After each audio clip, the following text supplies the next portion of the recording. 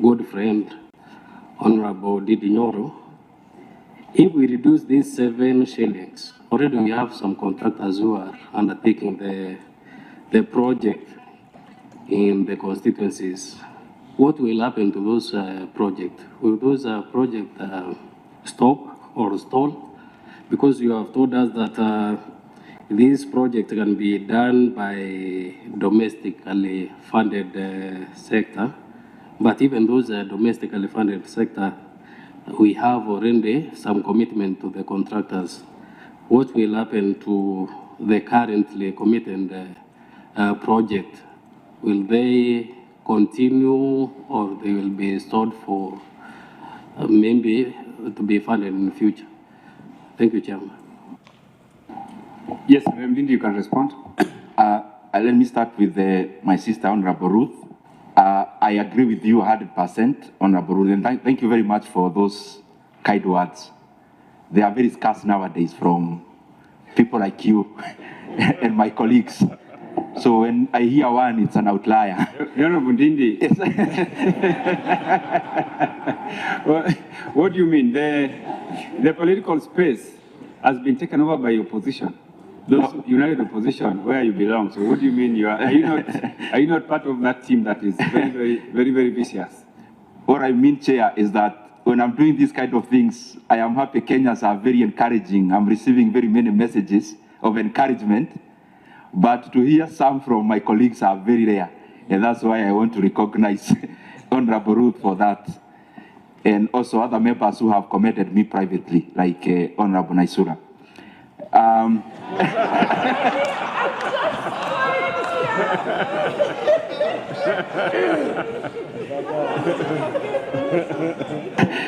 Chairman, please don't burn our house. Honorable Ndindi, please don't burn our house. Don't burn our house. Proceed. And I'll be replying to your message even later, Honorable Naisura. So the one for 7 shillings, I agree with you, Honorable Ruth. We need money for road maintenance, and the reason I say that, or in my submission, the budget is in threefold, almost equivalent. There is externally funded, we may not do there much, but there is a domestically funded budget for roads. We can cut off the 7, but then we put it through the other route. That's one. In terms of PDL, PDL is where the field stabilization money comes from. So we are still actually invoking it. Because if you look in my proposals, I have also proposing we get an extra 3.5 billion shillings to subsidize diesel further after these measures, so that diesel will be cheaper. So that is also in part of the proposal, but we can go further through your guidance. In terms of G2G, I may not answer here because it can be, but because you asked if the chair permits, I can go ahead. G2G, I share your opinions that we should open up the field. G2G makes our fuel more expensive. Honorable Ndindi, yes. I don't know whether I need to guide because your appearance with this committee is purely for the sake of looking at the revenue and expenditure side of the estimate. The policy issues to do with GTG, because those are policies that were taken elsewhere, in which this committee has actually no mandate. So I would like to urge you to just restrict your submissions and responses to the revenue and the expenditure aspects of your recommendations. I'm guided, but it's only that it came up, but I'll shelve it to the right place. I think I'll urge my sister Ruth to direct that question to the right section, that department, maybe Department of Energy, Committee of Energy. Yes, thank you. Thank you very much. And before I go to the next one, thank you very much, Honorable Ruth. At least I know I have one supporter in the floor. Honorable Jamatia. You're forgetting Naisula also. Naisula is obvious. Honorable Jamatia.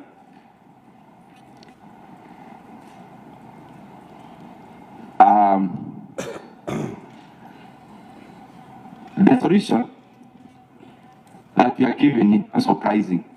As I have said what I wanted to say, the jokes we used to have back then, because this is a very serious matter. We'll joke over the break time. In terms of Honorable Jamatia's question, pricing of fuel in Kenya is a component of majorly two things. One is the landing cost. The second is taxes and levies. And actually the third is margins, profit margins for importers and marketers. If you take in, for example, super, landing cost, we are talking about 117 shillings. Taxes and levies, 74 shillings.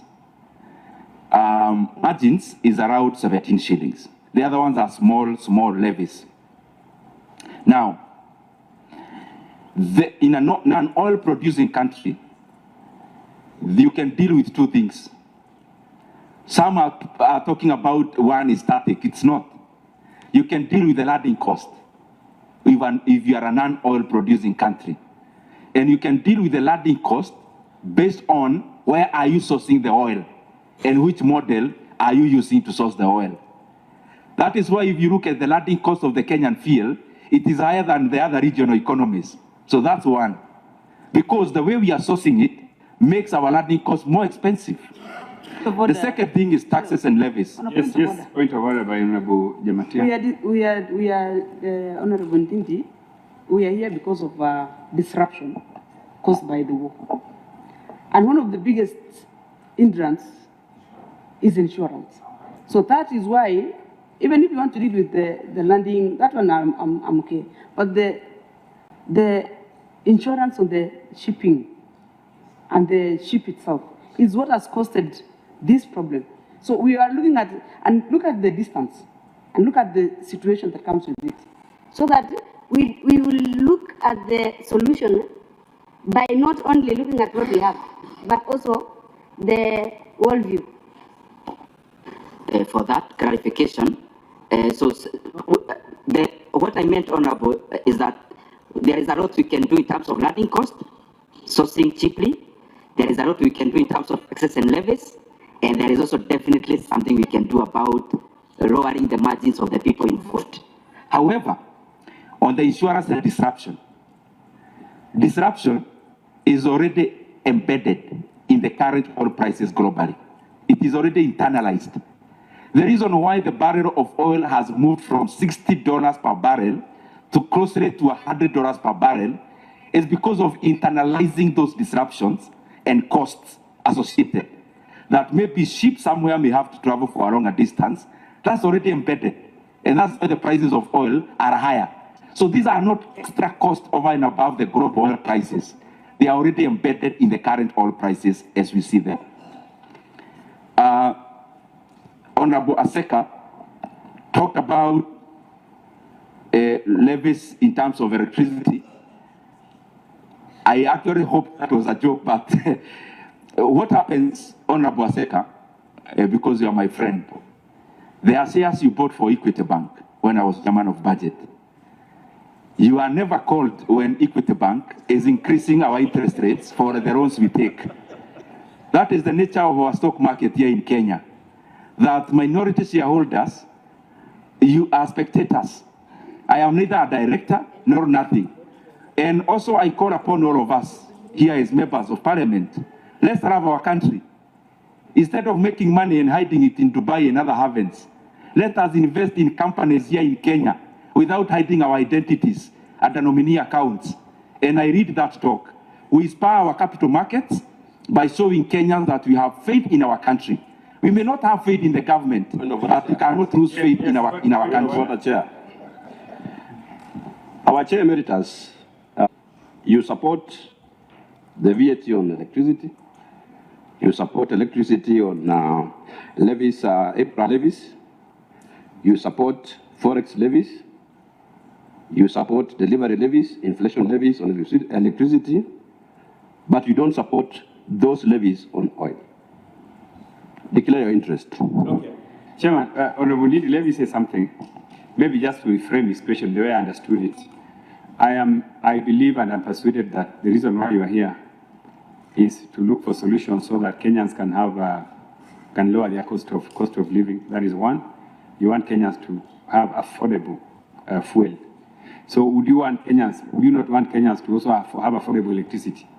Yeah. Why do you want Kenyans only to enjoy cheaper fuel but not cheaper electricity? This is something that you would consider, given that the prices of electricity is going up. Would you also try to give us solutions for that? Thank you. You can now respond. Chairman, to answer it with the same words that you asked, I am glad that you have given me so much responsibilities as members of parliament that I can deal with all the matters that affect all our constituencies. I am one of the 290 members of parliament, and I am glad I'll do even the one for electricity if none of the members can do it. However, the way I got the question from Honorable Aseka was actually a banter in terms of, it is out in the public domain, I have some shares in Kenya Power. It is in that length that he asked. It's not actually about electricity. It's my being a shareholder in Kenya Power. And I threw it back to him because he's also very intelligent. Now that you have shares in Equity Bank and they increase our interest rates, do they consult you, Honorable Aseka? Secondly, I was just trying to say that minority shareholders, and I am proudly one in Kenyan companies, is that we do our research and buy shares, but we don't do that as majority stake shareholders where you have to be involved in the running of the company. And I want to say this for avoidance of doubt. I am very proud to be part and parcel of our capital markets. Not just Equity Bank, even other listed companies in our NSC.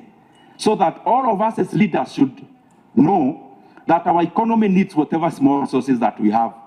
Instead of hiding our money in tax havens in Dubai and elsewhere, we grow our own capital markets. And we don't hide our names at our nominee accounts.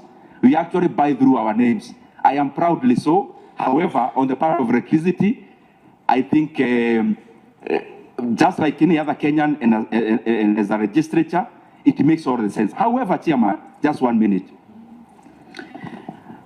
I would seek that members actually take time so that we don't become superficial. And it's not in bad faith. I'm just trying to look for the solution. In terms of electricity pricing, we need to hit the nail at the head. The current situation of Kenya, the electricity prices are higher in Kenya than most in the region based on one thing. And that one thing is called cost of production. You have Kenyan producing electricity at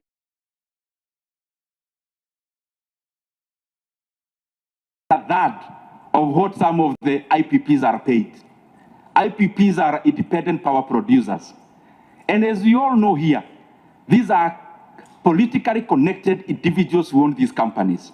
So Kenyans are made to pay a tax for higher production of electricity just because we are feeding into some political system.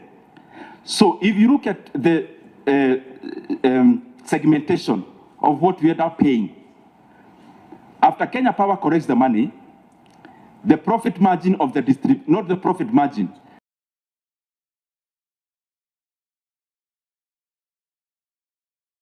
out of 100 shillings, their revenue could be around 20%.